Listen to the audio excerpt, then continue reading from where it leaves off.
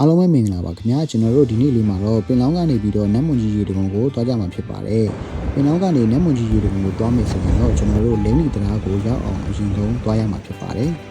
ပင်လောင်းကနေပြီးတော့ပေါင်းလောင်းလမ်းတိုင်းလိမ့်လီတရားကိုဥတီပြီးတွားနေတာဖြစ်ပါတယ်လိမ့်လီတရားမရောက်ခင်ချောင်းတစ်ပေးကမုတ်ဆိုင်လေးတွေမှာလှီငားဖို့ကျွန်တော်တို့စုံစမ်းရမှာဖြစ်ပါတယ်ဒီမုတ်ဆိုင်လေးတွေကနေဆက်လေကိုတိချစီစဉ်ပေးပြီးတော့ကျွန်တော်တို့တွေနတ်မွန်ကြီးရေတကုံကိုပြပြပပတွားကြမှာဖြစ်ပါတယ်ဆက်လေကိုခီးစဉ်တစ်လျှောက်မှာတနာရီနဲ့မိနစ်20ကြာအောင်ကျွန်တော်တို့စီးရမှာဖြစ်ပါတယ်ဒီဆက်လေကိုစင်းလုံးငှားခဲ့ရတာဖြစ်ပြီးတော့စင်းလုံးငှားခဲ့ရတဲ့ဈေးနှုန်းကတော့2သိန်းကျပ်ပေးခဲ့ရတာဖြစ်ပါတယ်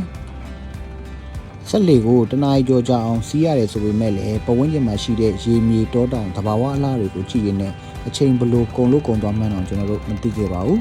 နောက်ဆုံးတော့လဲနတ်မွန်ကြီးရေတကွန်ရှိရာရွာလေးတို့ကျွန်တော်တို့တွေရောက်ရှိခဲ့ပါပြီ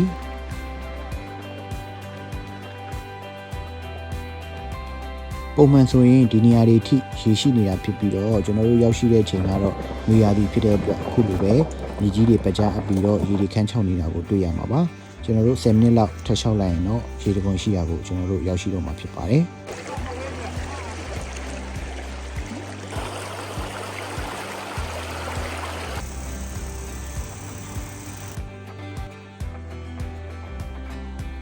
ကျွန်တော်တို့လမ်းဆက်လျှောက်နေရင်ကြည်ပြီးစိမ့်နေတဲ့ရေတကွန်ဆန်းကြောင်းလေးကိုတွေ့နေရပါပြီ။ဟေးကြည့်အောင်။ကဲနောက်ဆုံးတော့ကျွန်တော်တို့တွေခက်ခဲနဲ့ရောက်ရှိလာခဲ့ပါပြီ။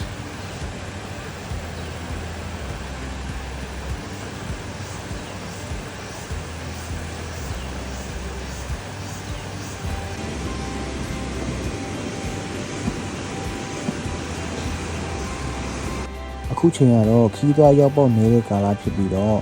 ရေလဲကြည်လင်အေးမြနေပြီးတော့အမိုက်တွေလည်းကျွန်တော်တို့လုံးဝမတွေ့ရသလောက်ကိုပဲတန်ရှင်းနေတာကိုတွေ့ရပါတယ်အခုချိန်မှာသွားမယ်ဆိုရင်တော့ကျွန်တော်တို့ဒေသခံတွေပါမသွားလို့အဆင်ပြေမဲ့နေရာလေးဖြစ်ပါတယ်ဒါလေးကိုလည်းကြိုတင်ပြီးတော့ကျွန်တော်တို့အနေနဲ့ပြောချင်ပါတယ်တွားရဲ့ခီးကလည်းဝေးတယ်လာရတာလည်းအခက်အခဲဖြစ်တာဖြစ်တဲ့အတွက်ဒေသခံတွေမပါဘဲနဲ့တော့ဒီနေရာကိုလာဖို့အခက်အခဲရှိနိုင်တဲ့စကားလေးကိုလည်းကြိုတင်ပြီးတော့ပြောပြချင်ပါတယ်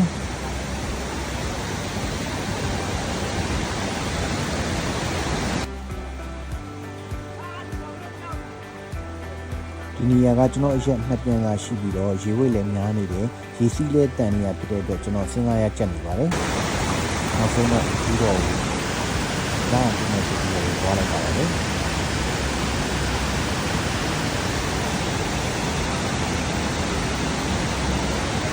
ရပ်ထောင်ရတော့ပုံမှန်စော်ကြီးရောက်ရှိလို့နေပါတယ်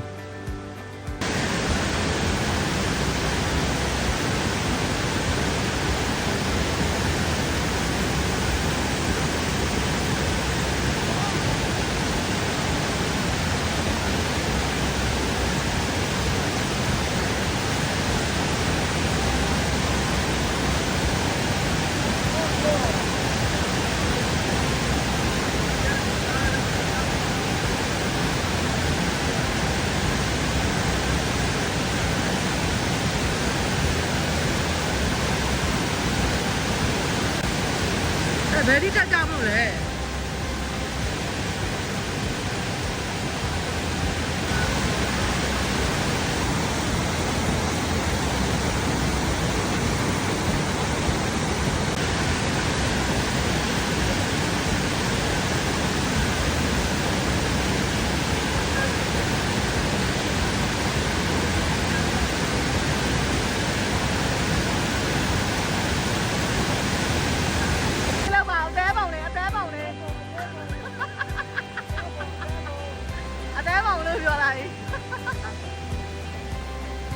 အပြန်အောက်ထိကိုပြန်ကူးဖို့လဲကျွန်တော်တို့တော်တော်လေးဒုက္ခရောက်ခဲ့ပါတယ်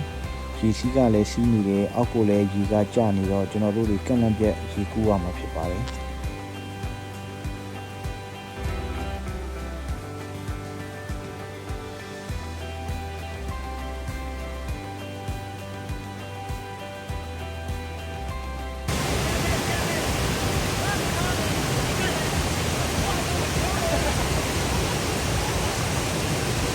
နဲ့ပဲကျွန်တော်တို့တွေအောင်မြင်စွာပြန်လည်ရောက်ရှိလာခဲ့ပါပြီ။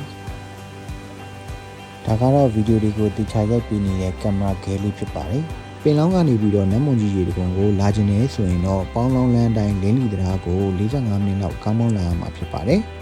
လင်းလီတရားမရောက်ခင်မှာမိုးဆိုင်လေးတွေရှိပြီးတော့အဲ့ဒီမိုးဆိုင်လေးတွေမှာကျွန်တော်တို့ဆက်လက်ငှားဖို့အတွက်ကိုစီစဉ်ခိုင်းလို့ရပါတယ်ခရီးလမ်းကအနှဲငယ်ကျမ်းပြီးတော့အသွားလာနေတဲ့အတွက်အခုချိန်မှာတော့နတ်မွန်ကြီးရေတကုံကိုသွားမယ်ဆိုရင်တော့ဒေသခံတွေပါမှသွားလို့အဆင်ပြေမယ်ဆိုတာလေးကိုပြောပြရင်းနဲ့ကျွန်တော်တို့ရဲ့ဗီဒီယိုကိုဒီမှာပဲအဆုံးသတ်ပြရစီအဆုံးထိကြည့်ပေးတဲ့အတွက်ကျေးဇူးများကြီးတင်ပါတယ်ခင်ဗျာ